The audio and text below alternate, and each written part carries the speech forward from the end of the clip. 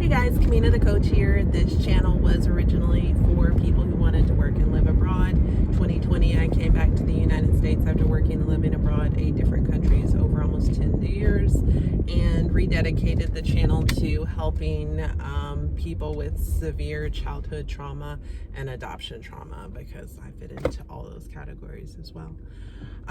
So without further ado, I want to talk today about something that's not related to any of those things. I want to talk about when your loved one has gotten a diagnosis, and whether that diagnosis is a terminal one or just a very serious one. I just want to talk about the fact that that is not about you. And I know that that is probably hard to hear, especially if your loved one has just gotten a diagnosis and it's terminal, and you're feeling a lot of self-pity, and you're gonna go through the stages of grief, which are not really stages, they're not linear. I get it. I do. I've grieved a lot.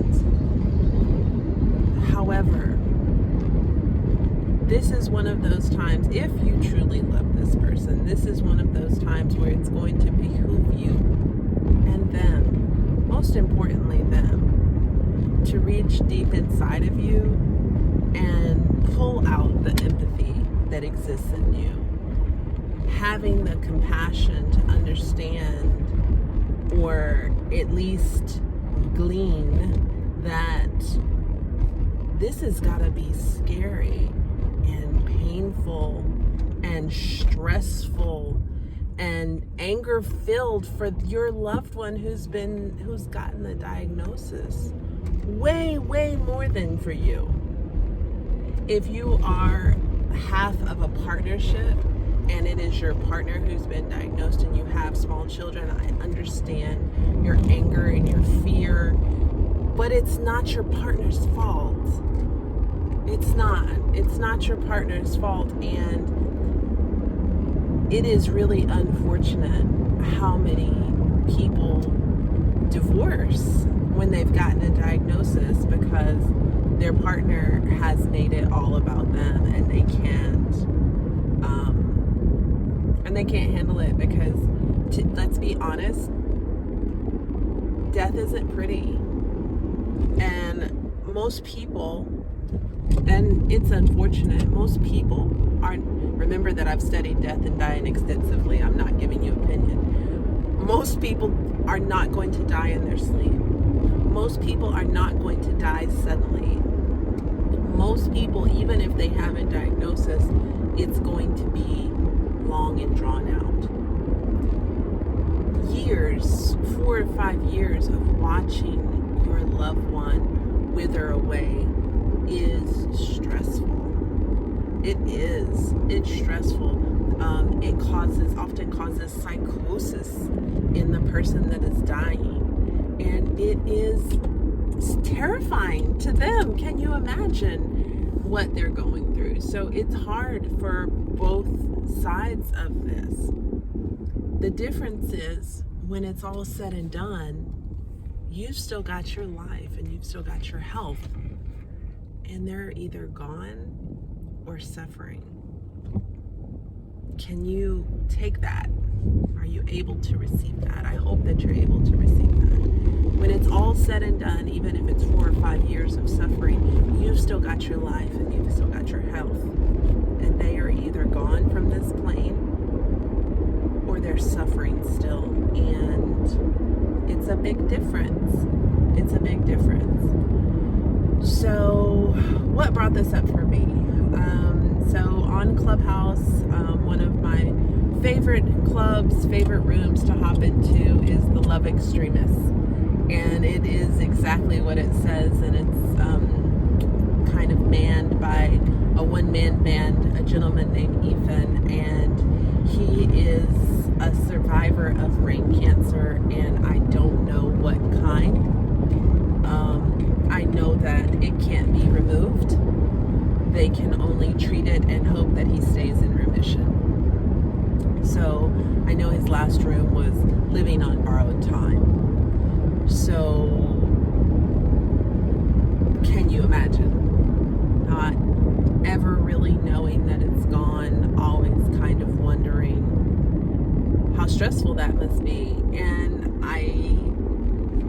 think he's lucky to have found a partner who's willing to stick with him through this.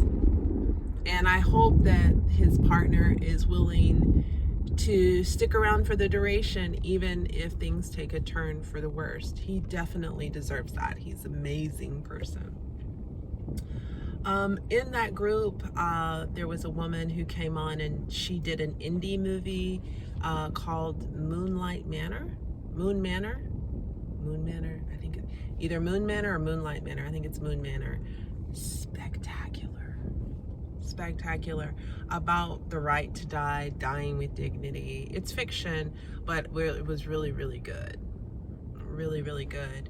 And the gentleman was diagnosed with Alzheimer's, and he had decided that he was going to decide when his life was over, not Alzheimer's. And his brother was very angry about that, and his brother wouldn't stay to say goodbye because his brother felt like he didn't have the right to decide. But the truth is it's not his brother that's going to have to suffer, right? It's not his brother that's going to have to be scared and lost and confused and afraid and alone inside of their brain as it withers away. Also, another really spectacular work of art that I've watched here recently, actually just yesterday, is Our Best Friend. I think it's Our Best Friend or Our Friend. I think it's Our Best Friend. Whoa, so good.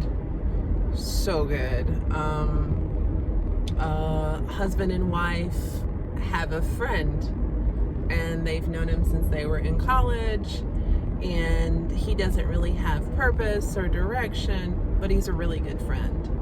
And she gets a diagnosis, and it's terminal, and the best friend moves in with them to support them with the children, to help them manage the house, and just help the couple in general. And it was just spectacular.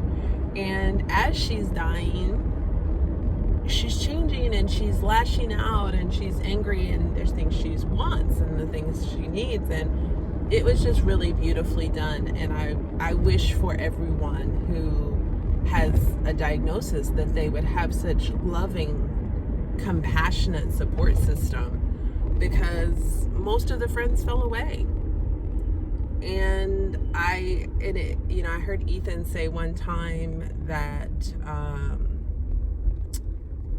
that people ask him how he is, hoping that he'll say he's fine, and they don't want to really hear, like, him feeling in his heart, like they don't really want to hear the truth. They don't want to really hear how he's feeling if it's negative. Another real burden. What a burden to not be able to be honest with your friends, and people not being able to look you in the eye because you don't look like you anymore. People not wanting to come visit you because you're not you anymore, really. Your loved one's diagnosis is not about you. The little bit of discomfort that you're going to feel is such a small price to pay for the comfort and ease that you could lend to someone who is going through the most difficult time of their life. So while I know that you're angry and you're scared, please try to remember that this person is that times 1,000. They're that times 1,000, and you've got your health. You're gonna make it out of this alive. Have some compassion. Ease up on them. It's not about you. It's not. I'm gonna offer one more story, and then I'm gonna wrap it up. And this is really about not asking someone who is terminal and in pain to stay. Because there is such a thing as letting go. And people will call it quitting or giving up. I remember my ex's grandmother didn't want to go through chemo, and he was angry with her for that. it's perfectly reasonable to not want to have to spend the time that you have left writhing in pain. So that wasn't the story I was going to tell you, but I was also in Clubhouse, a gentleman recapping 2 near-death experiences, and a woman was telling the story about being with her mother when she died, and her mother telling her, and her telling her mother that she understands and she's ready and it's okay for her to go. However, she left to go do errands or whatever.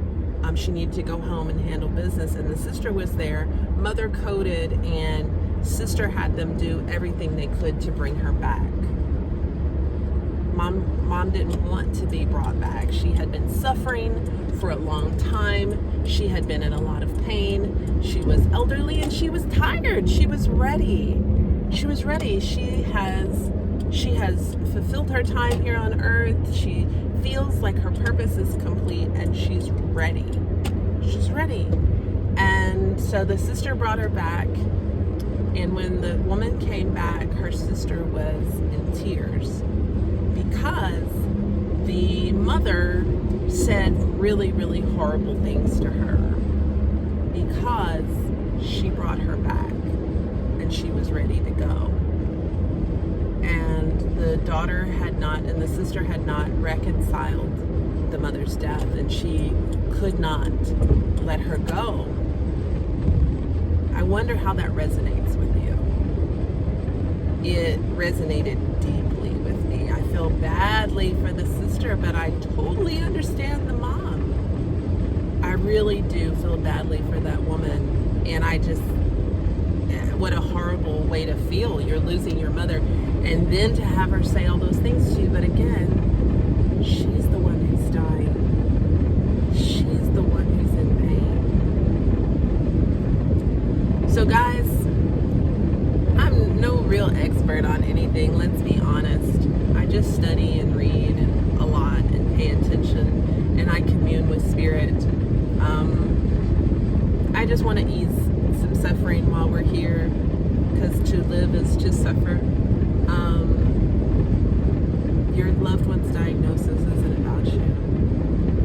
Dig down deep for that compassion. If they've been suffering for a long time, give them permission to transition. Give them permission and tell them that you're going to be there and you're going to support them. Look them in their eyes. Don't look away. When you ask them how they are, be willing to hear the truth, and don't force them to make decisions for you while they're dealing with this really, really serious time in their life. So I'm Kamina the coach, guys. I love you. Sending love, light, peace, and joy until next time.